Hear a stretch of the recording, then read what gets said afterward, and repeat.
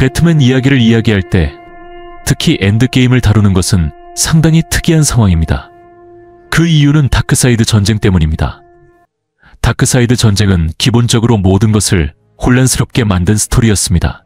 슈퍼맨 이야기, 그린 랜턴 이야기, 원더우먼 이야기, 플래시 이야기 등이 진행되던 중 갑자기 다크사이드 전쟁이 등장했죠. 많은 캐릭터들에게는 이 스토리가 어느 정도 말이 되었지만 배트맨에게는 여러 가지 문제를 초래했습니다. 이것이 DCU의 창의성 우선, 연속성 후순위 접근법이 본격적으로 등장하는 지점입니다. 솔직히 말해 원한다면 배트맨 엔드게임을 완전히 무시할 수도 있습니다. 놀라운 이야기를 간과하는 것이 되겠지만 하나의 선택지로 존재합니다. 또는 엔드게임이 DC 코믹스의 연속성 안에서 어디에 위치하는지를 파악하려고 노력할 수도 있습니다. 제 초기 생각은 다크사이드 전쟁이 데스 오브 더 패밀리, 아크와 엔드게임 사이 또는 엔드게임 이후 어느 시점에 일어난다고 주장할 수 있다는 것입니다. 그러나 그 시점이 정확히 언제인지는 알 수 없습니다. 배트맨의 조커에 대한 관심이 다크사이드 전쟁 동안 여전히 두드러지기 때문에 아마도 엔드게임 이전에 일어났을 가능성이 있습니다. 하지만 이 아이디어의 문제는 만약 다크사이드 전쟁이 엔드게임 이전에 발생했다면 엔드게임에서 언급되었어야 한다는 점입니다. 이것이 창의성 대 연속성 논쟁의 혼란스러운 측면 중 하나입니다. 결국 이 이야기를 DC 리버스 전 혹은 본격적으로 리버스로 넘어가기 전에 있었던 이야기로 간주할 수 있습니다. 이 타임라인에 잘 맞지 않는 이야기들도 있습니다. 예를 들어 그레이브야드 시프트 같은 이야기들이 그렇습니다. 다음으로는 블룸이 있으며 그 후에는 에필로그가 있지만 이 이야기들은 크게 중요하지 않습니다. 이들은 단순히 브루스 웨인과 DCU 내 짐 고든, 배트맨 스토리라인을 위해 제시된 이야기들로 대체로 좋은 평가를 받지 못했습니다. 연속성을 위해 너무 깊이 신경 쓰지는 않겠습니다. 중요한 사실은 배트맨 엔드게임이 그 이름 그대로 배트맨 코믹스의 최종 이벤트라는 점입니다. 제 채널에서 한때 엔드게임을 다룬 적이 있었지만 솔직히 말해 그 당시 대본은 형편없 없었다고 생각합니다. 이번에 다시 다루는 이유는 더 나은 접근을 하기 위함입니다. 배트맨 엔드게임의 전체적인 맥락에서 조커와 배트맨 간의 최종 대결은 매우 흥미로운 상황을 만들어냅니다. 이것이 스콧 스나이더가 강조한 핵심이었습니다. 배트맨과 조커는 코믹스에서 가장 강력한 대립 관계를 형성하며 그 이유는 간단합니다. 조커는 코믹스에서 가장 인기 있는 빌런입니다. 거의 모든 순위에서 1위를 차지하며 그의 인기는 유머러스하면서도 위험하고 예측 불가능한 광기를 지닌 데서 비롯됩니다. 아무도 조커가 다음에 무엇을 할지 알 수 없습니다. 이 대립의 또 다른 절반은 배트맨이 점점 모든 이의 리스트에서 최고에 가까운 슈퍼히어로로 자리 잡고 있다는 점입니다. 그는 슈퍼맨의 코믹스를 꾸준히 압도적으로 판매했으며 DC 리버스에서는 슈퍼맨의 뛰어난 이야기 전개로 판매량에서 추월당했지만 뉴 52 시기에는 배트맨이 매달 약 5만 부 차이로 슈퍼맨을 앞섰습니다. 이는 놀라운 기록이었습니다. 배트맨과 조커는 DC의 대표적인 선과 악의 대립을 형성합니다. 두 캐릭터는 너무 밀접하게 연결되어 있어 배트맨을 리부트한다면 결국 조커를 재도입하지 않을 수 없습니다. 스콧 스나이더는 이 관계를 기반으로 배트맨과 조커의 연결이 단순히 코믹스를 넘어선다는 점을 보여줍니다. 이 관계는 조커의 음모를 넘어선 선과 악의 영원한 대결을 담고 있습니다. 그들이 상징하는 것이 바로 그것이기 때문입니다. 엔드게임 갈등을 다루는 이야기는 처음에 알프레드 페니워스, 줄리아 페니워스, 그리고 브루스 웨인에게 초점을 맞춥니다. 줄리아 페니워스는 여기에서 언급할 수 있지만 그녀의 캐릭터를 깊이 파고들 필요는 없습니다. DC 리버스를 기준으로 볼 때 그녀는 더 이상 등장하지 않았으며 돌아올 가능성도 희박해 보입니다. 배트맨 이터널 사건 동안 줄리아 페니워스는 알프레드 페니워스의 딸로 소개되었습니다. 이 1년 동안의 이야기는 데스 오브 더 패밀리와 엔드게임 사이에 진행되었으며 알프레드는 줄리아를 배트 패밀리에 데려왔습니다. 그녀는 알프레드가 전통적으로 맡았던 역할과 비슷하게 배후에서 정보를 관리하며 백업 역할을 수행했습니다. 본질적으로 줄리아는 휠체어를 타고 있던 바바라, 고든의 오라클과 유사한 하지만 더 작은 규모의 역할을 맡았습니다. 줄리아의 역할은 이야기 속 대화와 상호작용 중에서도 항상 배경에 머물렀고 스포트라이트를 받는 경우는 거의 없었습니다. 이 시점에서 배트맨은 원더우먼의 공격을 받습니다. 이 장면이 흥미로운 이유는 배트맨이 사실상 저스티스 리그 전체와 맞서는 상황을 보여주기 때문입니다. 이는 많은 질문을 불러일으킴과 동시에 몇 가지 답을 제시합니다. 만약 배트맨 팬에게 물어본다면 그들은 자신있게 물론 배트맨은 저스티스 리그를 쉽게 이길 수 있지. 당연하지. 내가 좋아하니까 확실해. 라고 답할 것입니다. 반면 원더우먼 팬에게 물어본다면 아니야. 배트맨은 절대 원더우먼을 이길 수 없어. 그녀는 너무 강하고 너무 능력이 뛰어나. 내가 좋아하니까 확실해. 라고 반박할 것입니다. 슈퍼맨, 플래시, 그린 랜턴, 그리고 저스티스 리그의 나머지 멤버들에 대해서도 마찬가지입니다. 사람들은 자신이 가장 좋아하는 히어로에 대한 충성을 유지하는 경향이 있습니다. 예를 들어 저는 항상 엑스맨의 진정한 리더는 프로페서 X다. 사이클롭스가 뭘 하든 그가 따라올 수는 없어. 라고 주장할 겁니다. 브루스 웨인에게 있어 스콧 스나이더는 그의 지능, 자원 활용 능력, 그리고 순수한 역량을 일관되게 강조해왔습니다. 이 상황은 마치 바벨의 탑 이야기에 대한 오마주처럼 보입니다. 바벨의 탑은 배트맨이 저스티스 리그의 각 멤버를 중립화할 비상 계획을 세워두었다는 내용을 다룬 스토리입니다.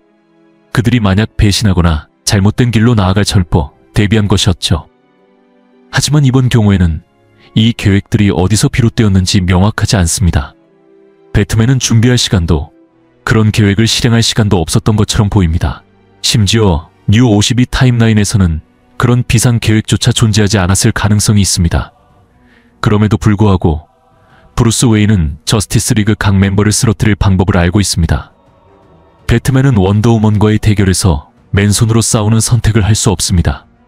브루스는 그녀의 힘을 신체적으로 감당할 능력이 없습니다. 원더우먼은 무엇보다 전사이며 그녀와 이성적으로 대화하는 것은 불가능합니다. 왜냐하면 그녀는 제정신이 아니고 자신의 판단력을 완전히 통제할 수 없는 상태이기 때문입니다. 이에 따라 브루스는 거대한 메카 슈트를 사용하는 전략을 택합니다. 이 슈트를 통해 그는 원더우먼을 어느 정도 제압하는 데 성공합니다. 원더우먼을 잠시 무력화한 후 플래시가 등장합니다.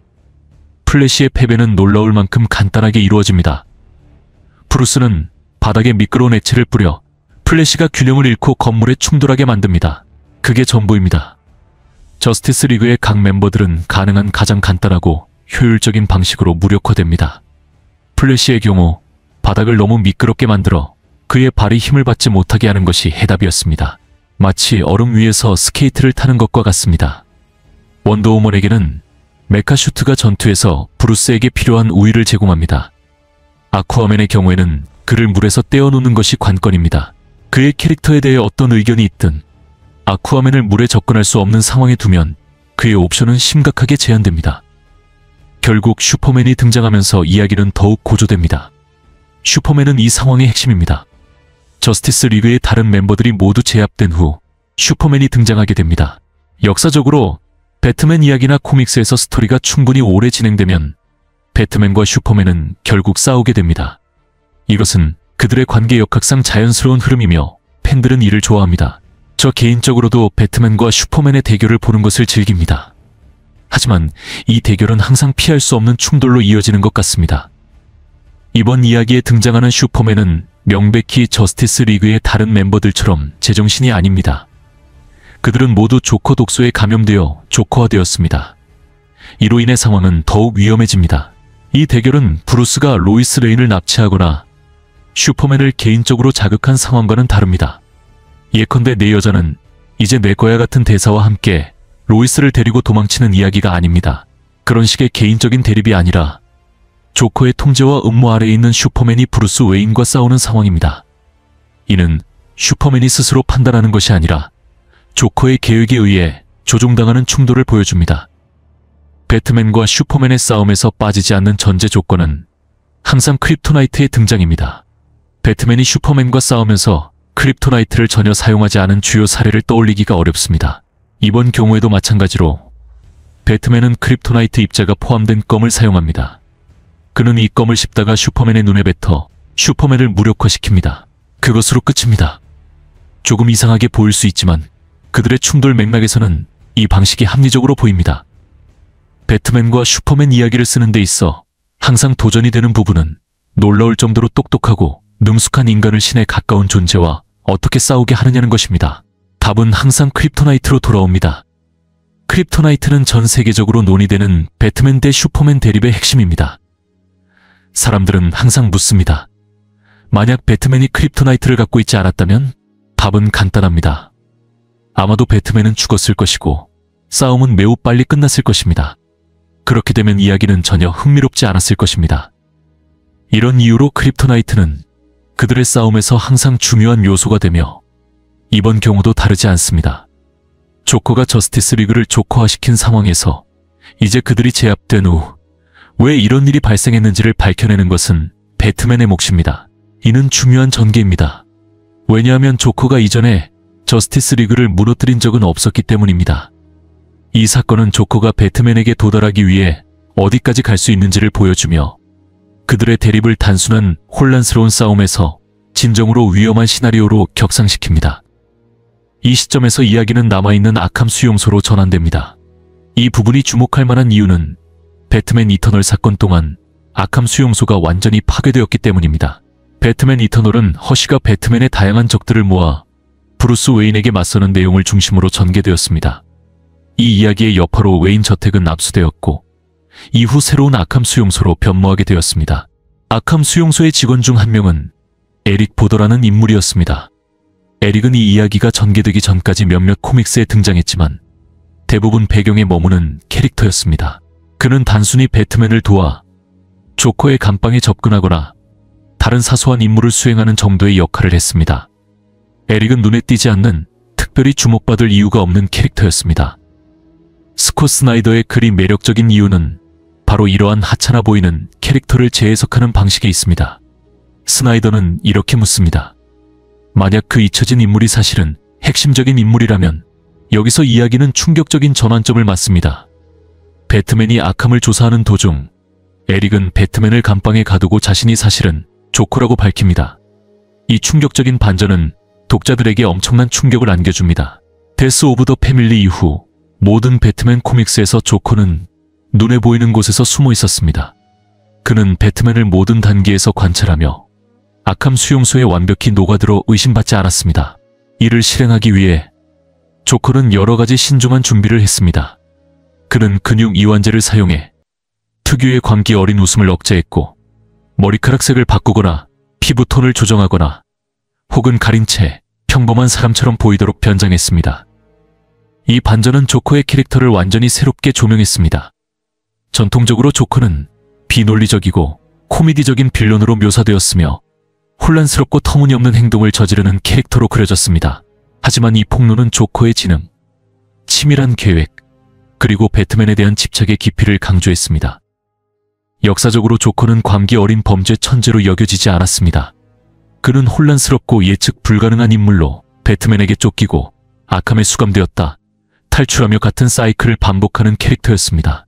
그러나 스나이더는 이 개념에 도전하며 조커가 단순히 어리석은 광대가 아님을 보여줍니다. 그는 세계 최고의 탐정인 배트맨조차 속일 만큼 똑똑하며 자신이 죽었거나 지하로 숨어버렸다고 모두가 믿게 만듭니다. 하지만 실제로는 그 모든 시간 동안 그들 가운데에 있었습니다. 이 충격적인 반전은 이야기를 더욱 흥미롭게 만듭니다.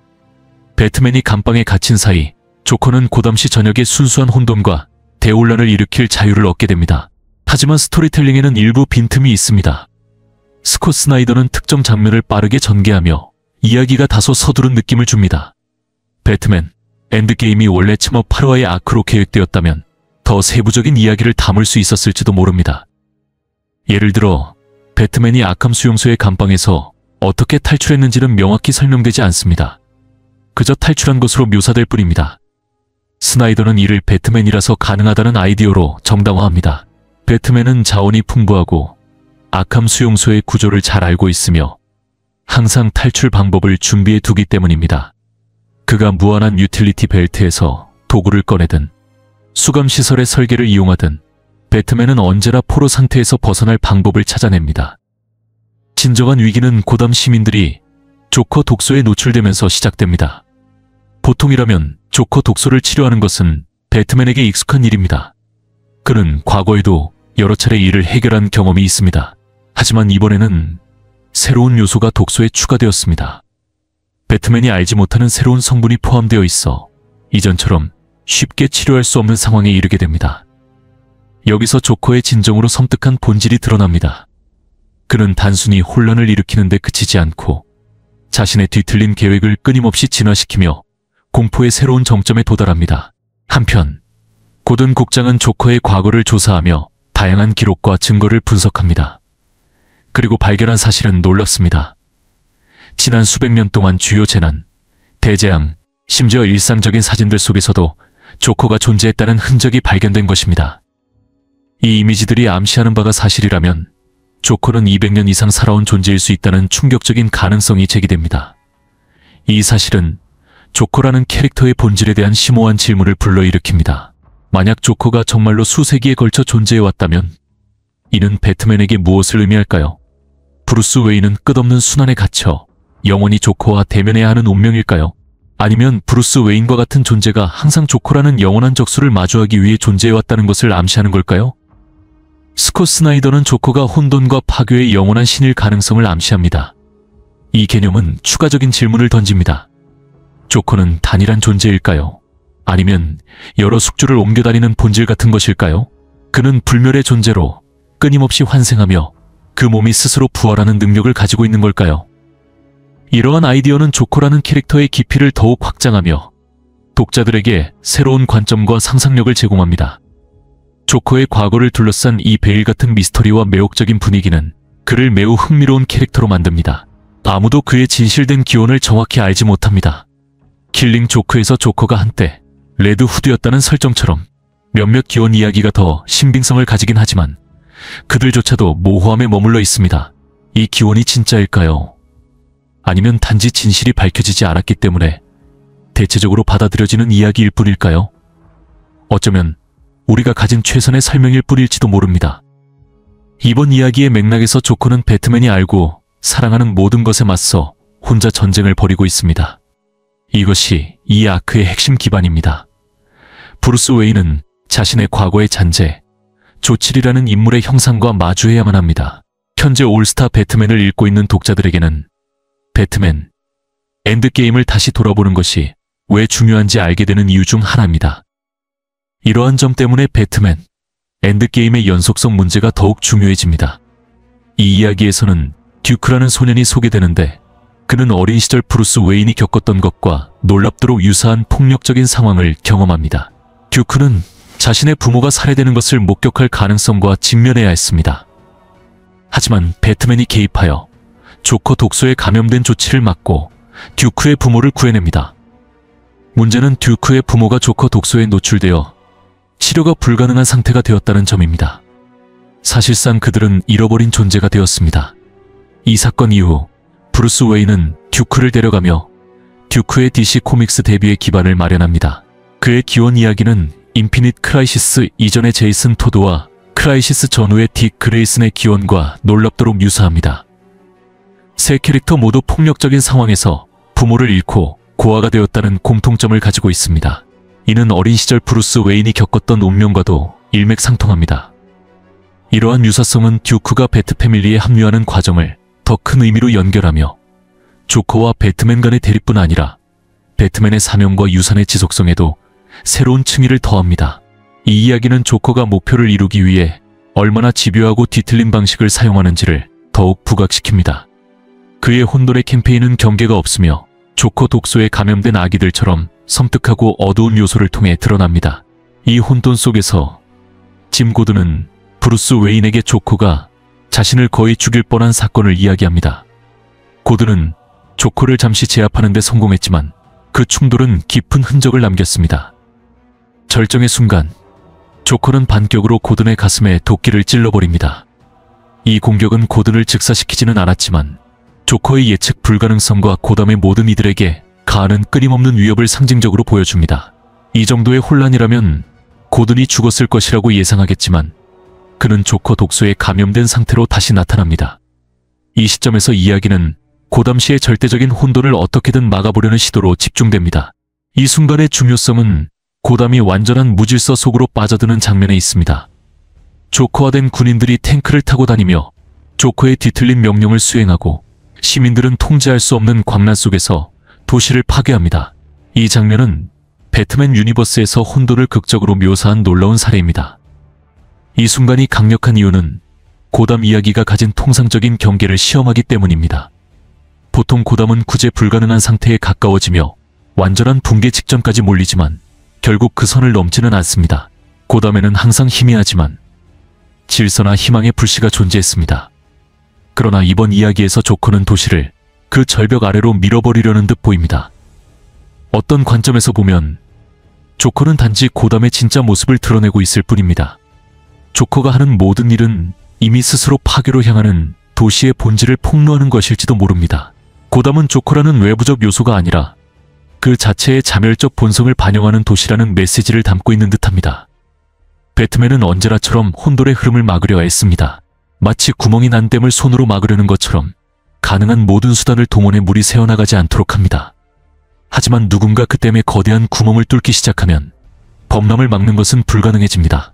조커의 행동은 고담의 진정한 본질을 드러냅니다. 그 도시 자체가 구제불능의 상태이며 미쳐버린 자신의 광기 속에서 길을 잃은 곳이라는 사실을요. 이 혼란 속에서 브루스 웨인은 조커 독소에 숨겨진 화학 성분을 찾아내어 그 효과를 상쇄할 방법을 찾으려는 여정을 시작합니다. 이 탐색은 그를 크레이지 퀼트라는 빌런에게로 이끕니다. 제가 아는 한 이번에 뉴 52에서 소개된 크레이지 퀼트는 스콧 스나이더가 재구성하거나 새롭게 해석한 캐릭터입니다.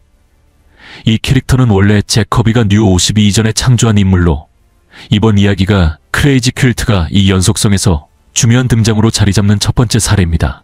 아마도 크라이시스 온 인피닛 어스 이후 혹은 그 이전에 이 새로운 크레이지 퀼트의 모습이 드러났습니다. 그는 과학, 의학, 그리고 연구에 깊이 집착하지만 항상 최상위 빌런들의 엘리트 서클에서 소외되고 배제되었다고 느끼는 인물로 묘사됩니다. 휴고 스트레인지나 닥터 데스 같은 빌런들에 비하면 크레이지 퀼트는 B급 혹은 C급 빌런으로 간주됩니다. 그의 조커와의 동맹은 악당들의 세계에서 최고의 과학적 두뇌 중 하나로 자신을 굳히려는 열망에서 비롯됩니다. 그의 행동의 동기는 다이오니시움이라는 화학 물질에 중점을 둡니다. 여기에서 스콧 스나이더는 이야기를 신비적 요소나 으스스한 신화에서 벗어나 과학과 구조적 논리에 더 가깝게 이동시키기 시작합니다. 물론 코믹스라는 매체 안에서 가능한 현실감의 범위 내에서 말입니다. 이런 접근은 조커와 그 독소의 본질을 더 명확히 조명하며 배트맨이 싸워야 할 적의 위협이 단순히 광기가 아닌 체계적인 계획과 과학적 기반임을 보여줍니다. 스콧 스나이더는 반달 세비지와 라스 알굴 같은 전설적인 인물들을 연결하며 그들의 배경 이야기를 새롭게 정의합니다. 그는 이들의 불멸성이 신비주의에 뿌리를 두고 있지 않다고 제안합니다. 반달 세비지는 본래부터 불멸로 태어난 것이 아니었으며 라스 알굴 역시 어느 날 우연히 라자러스 핏을 발견해 그곳에서 생명을 연장하였음이란 것이 아니었습니다.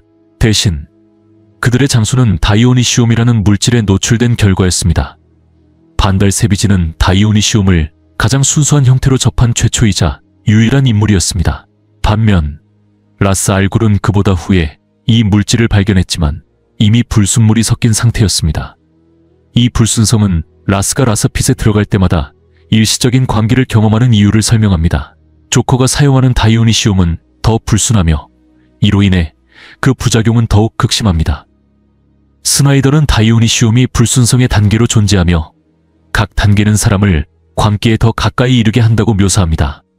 가장 순수한 형태의 다이오니시움은 부작용이 없습니다. 그러나 불순물이 증가할수록 그 영향은 악화됩니다. 예를 들어 라스가 사용하는 상대적으로 불순한 다이오니시움은 일시적인 광기를 유발하며 조커의 버전은 훨씬 더 위험하여 극도의 불안정성을 초래합니다. 만약 다이오니시움의 불순도가 너무 높아지면 사용자를 완전히 광기로 몰아넣는 결과를 낳습니다. 이는 조커의 사례에서 나타나는 운명으로 보입니다. 한편 데커의 동기는 조커가 한 약속에 뿌리를 두고 있습니다. 조커는 데커에게 날 도와준다면 다이오니시움을 줄게. 너를 불멸로 만들어줄 것이고 네가 원하는 꿈이나 욕망을 이룰 수 있을 거야 라고 말했습니다. 배트맨의 경고에도 불구하고 데커는 이 물질을 자신에게 주입합니다. 그러나 결과는 참혹했습니다. 그의 몸은 유전자와 세포 수준에서 붕괴하기 시작했고 결국 완전히 무너져 내렸습니다. 이 장면은 스나이더가 이야기의 긴박감을 부여하기 위한 장치로 사용되었습니다. 여기서 알 수 있는 것은 조커의 바이바스에 노출되면 24시간 이내에 치명적인 결과에 이르게 된다는 점입니다. 데커의 급격한 붕괴는 그가 물질을 혈류에 직접 주입함으로써 그 효과가 가속화된 결과였습니다. 반면 이 물질을 가스 형태로 흡입한 사람들은 같은 운명을 맞이하기 전에 약간의 시간을 더 가질 수 있었습니다. 이처럼 스나이더는 과학적이고 체계적인 설명을 통해 조커의 독소와 다이오니시움이 가지는 치명적인 특성을 감화하며 이야기에 긴장감과 몰입감을 더합니다. 배트맨은 이 암울한 현실에 직면하여 고담에서 다이오니시움의 기원을 조사하는 것이 유일한 논리적인 행동이라고 판단합니다. 그의 탐색은 그를 올빼미 법정으로 다시 이끕니다. 수백 년 동안 고담의 범죄 세계에서 활동해온 이 비밀 조직은 죽은 자를 되살리는 능력을 가진 물질을 보유하고 있습니다. 이는 올빼미 법정의 집행자들인 탈론들과 직접적으로 연결됩니다. 탈론들은 이 신비로운 물질을 통해 부활한 존재들입니다. 배트맨은 올빼미 법정을 직접 대면하며 질문을 던집니다. 대체 무슨 일이 벌어지고 있는 거죠? 이 물질에 대해 뭘 알고 있습니까? 사용해 본 적이 있습니까? 이러한 신문을 통해 올빼미 법정이 실제로 다이오니시움을 사용해 탈론들을 부활시켰다는 사실이 확인됩니다. 이 발견은 다이오니시움과 고담의 가장 어두운 비밀 사이의 연결을 더욱 심화시킵니다. 올빼미 법정은 탈론들을 부활시키는데 다이오니시움을 사용할 뿐만 아니라 그들의 혈류에 장기간 노출되는 일렉트럼이라는 화학 물질로 탈론들의 충성을 보장합니다. 이는 나이트 오브 올스에서 자세히 다뤄졌던 내용입니다. 그러나 이번 이야기에서 놀라운 반전은 고담에 대한 올빼미 법정의 입장입니다. 그들은 고담의 멸망을 기꺼이 받아들이려 합니다. 이 상황은 예상 밖의 불안감을 조성합니다. 보통 법정은 고담을 유지하려는 공통된 욕망을 가질 것이라고 생각되지만 그들은 그렇지 않았습니다. 법정은 고담의 파괴가 불가피하다고 주장합니다. 조커가 사라진 뒤 고담은 결국 다시 재건될 것이며 그들은 도시를 다시 장악해 자신들의 이상에 맞게 재형성할 수 있다고 믿습니다. 법정에게 있어 이러한 파괴와 재생의 순환은 자연스러운 과정이며 그들은 권력을 되찾을 순간을 기다릴 준비가 되어 있습니다. 한편 이야기는 조커가 또다시 배트케이브에 침투하는 장면으로 전환됩니다. 이는 스콧 스나이더가 이전 요소들을 다시 이야기로 엮어내는 또 다른 예입니다. 과거에 배트맨은 조커가 배트케이브에 접근할 가능성을 언급한 적이 있었으며 이번에 그것이 실제로 일어납니다. 이번에는 알프레드가 샷건으로 조커를 저지하려 시도합니다. 이는 알프레드의 드문 결단력과 강인함을 보여주는 장면입니다. 이 장면은 알프레드의 용기와 결의를 강조합니다. 그는 가장 강하거나 숙련된 전투자는 아니지만 배트맨과 배트케이브를 지키기 위해 필사적입니다. 그러나 그의 노력은 대가를 치릅니다. 대치 중 조커가 알프레드의 손을 잘라버리는 충격적인 사건이 발생합니다. 이 장면은 단순히 물리적 손실을 넘어 조커가 배트맨의 세계를 얼마나 무자비하게 침범할 수 있는지를 보여주며 이야기에 강렬한 긴장감을 더합니다. 이 사건은 엔드게임의 연속성에 대해 의문을 제기합니다. DC 리버스에서 알프레드의 손은 완전히 온전하게 나타납니다. 이는 이 사건이 리버스 타임라인에서 정식 설정이 아니거나 알프레드가 다이오니시움이나 다른 비범한 수단을 통해 손을 되찾았음을 암시합니다. 그러나 이런 회복은 가능성이 낮아 보입니다. 이 사건이 기존 배트맨 연속성과 어떻게 연결되는지에 대한 명확한 설명은 없습니다. 단순히 무시되거나 해결되지 않은 상태로 남겨진 것으로 보입니다. 어쩌면 알프레드의 손이 어느 이야기에서 재부착되었을 가능성도 있지만 제가 아는 한 그의 손은 잘렸고 그걸로 끝났습니다. 한편 조커는 고담시에서 기괴한 퍼레이드를 orchestrating하며 혼란과 파괴를 퍼뜨립니다. 배트 패밀리는 도시를 구하기 위해 최선을 다하지만 상황은 점점 악화됩니다. 결국 배트맨은 자신의 악당 갤러리 멤버들과 동맹을 맺어야 하는 상황에 이릅니다. 이 드문 시나리오는 상호 파멸이 보장된 경우로 악당들과 배트맨이 협력하지 않으면 모두가 확실한 멸망에 직면하게 됩니다. 포이즌 아이비, 클레이페이스 등 다른 빌런들은 마지못해 힘을 합쳐 조커를 막으려 합니다. 이 협력은 클레이페이스의 구원 여정의 시작을 알리기도 합니다. 이는 미묘하고 점진적이지만 그의 궁극적인 영웅으로의 변화를 위한 씨앗을 심습니다. 천천히 쌓아가는 이야기지만 중요한 의미를 갖습니다. 이야기가 진행되면서 배트맨은 당연히 계획을 세웁니다. 그의 계획을 실행하기 위해 딕 그레이스는 배트맨으로 변장하여 조커를 속이고 주의를 끕니다. 처음에 조커는 자신이 진짜 배트맨을 붙잡았다고 믿으며 그를 포로로 잡습니다. 그러나 이 속임수가 드러나고 조커가 딕 그레이슨임을 알게 되었을 때 그는 즉시 배트맨이 다이오니시움을 발견했음을 추측합니다. 이 시점에서 다이오니시움 광산에 설치된 폭탄들은 줄리아 페니오스에 의해 완전히 해제되지는 않았지만 중화되고 있습니다. 이는 배트맨과 조커의 최종 대결을 위한 극적인 무대를 마련합니다. 이 마지막 전투의 중요성은 과장될 수 없습니다. 스콧 스나이더는 단순히 또 하나의 배트맨과 조커 간의 싸움을 보여주는 것이 아닙니다. 대신 이 대결은 지금까지 그들이 겪어온 모든 갈등을 요약하는 상징적인 순간으로 설계되었습니다. 배트맨 별부터 이어진 모든 만남, 모든 계략, 그리고 모든 전투가 이 궁극적인 결전으로 집약됩니다. 조커가 아캄 수용소로 보내질 때마다 두 사람이 벌였던 모든 싸움이 바로 이 마지막 순간을 위한 준비처럼 느껴집니다. 이 이야기는 전통적인 의미에서 배트맨과 조커 사이의 모든 전투를 끝낼 최후의 전투로 의도되었습니다. 물론 이후 DC 리버스에서 3명의 조커라는 새로운 내러티브가 등장하며 다크사이드 전쟁과 연결되어 그들의 역사에 또 다른 복잡성을 추가합니다. 그러나 이 맥락에서 스콧 스나이더는 필연적인 결론을 만들고 있습니다. 조커조차도 그들의 끝없는 라이벌 관계의 부조리함을 인정하며 그들이 오랫동안 적대 관계를 이어온 만큼 이런 결말은 피할 수 없었다고 말합니다. 스나이더는 킬링 조크와 같은 배트맨의 오랜 역사를 주제로 삼아 이를 교묘히 엮어냅니다. 킬링 조크에서 배트맨은 조커와 앉아 이렇게 경고합니다. 이대로 계속하다간 결국 우리 중 한 명은 죽게 될 거야. 스나이더는 수십 년간 쌓여온 이야기와 서로에게 집착하며 파멸을 초래하는 두 인물의 주제를 하나의 일관된 내러티브로 엮습니다. 이 전투는 그들의 공유된 역사의 논리적인 결말로 언젠가 반드시 일어날 운명이었습니다. 이 절정에서 조커의 캐릭터가 지닌 아이러니가 드러납니다. 그의 이성이, 아니 적어도 그가 유지해온 정상적인 척이 배트맨이 다이오니시움에 접근하지 못하게 막으면서 무너집니다. 다이오니시움 없이는 조커는 부상을 치유하거나 장수를 유지할 수 없습니다. 그의 생명줄을 끊는 이 순간 혼돈 속에서 보이던 그의 통제력이 무너지고 조커의 혼란스러운 외면 아래 숨겨져 있던 연약함이 드러납니다. 이 절망적인 순간에서 배트맨과 조커의 역동성이 완전히 뒤집힙니다. 배트맨은 살든 죽든 신경 쓰지 않는 광기에 사로잡힌 듯한 반면 조커는 생존을 위해 필사적으로 몸부림칩니다.